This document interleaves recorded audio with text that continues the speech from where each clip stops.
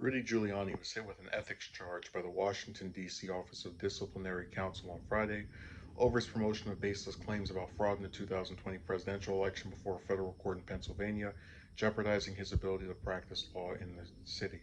The D.C. Bar's disciplinary arm said that he has violated the Pennsylvania rules of professional conduct by bringing a proceeding and asserting issues therein without a non frivolous basis in law and fact for doing so, and engaging in conduct prejudicial to the administration of justice, according to the filing. The complaint said that Giuliani provided insufficient source to prove his allegations that election fraud had taken place in Pennsylvania.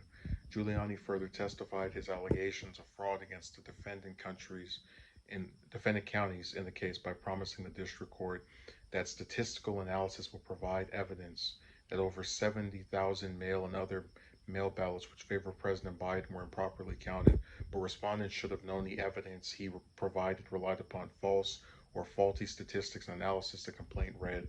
The former New York City mayor also claimed he had 300 statements and affidavits that would have provided proof of said fraud taking place in the state according to the filing. Oh, but the complaint said that the affidavits, declarations, and statements that he provided to the district court and other bodies were A, unsupported, B, unrelated to former President Trump's voters, C, involved conduct outside the 7 defendant counties, and D, by their own terms, were isolated incidents that could not have affected the presidential election results by offsetting the Biden majority of over 80,000 votes. Giuliani was admitted to the D.C. bar in 1976, but in 2002 his status became inactive. Last year, oh man, the New York Supreme Court's appellate division suspended his law license in that state. So listen, I think a lot of people who went around and said the election was stolen and had no proof because it wasn't, um, were trying to do two things. They were trying to stay relevant because they realized that the Trump era was ending, and they were also trying to get some money. And when you remember that Giuliani was Trump's personal lawyer, I have no reason to be surprised that he peddled the same baseless claims.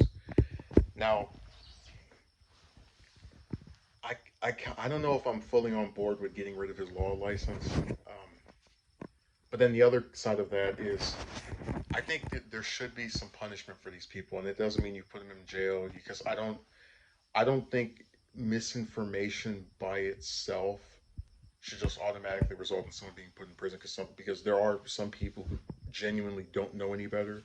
But I think when you have high profile public figures who are going around spreading false claims, which I do think indirectly led to the January 6th Capitol storming, that there should be something done with regard to these people. Like, hey, you want to sit here and spread false claims? Okay, cool. You can't practice law anymore. Um, I think even if it's something, even if he's no longer practicing law or is inactive, there needs to be some kind of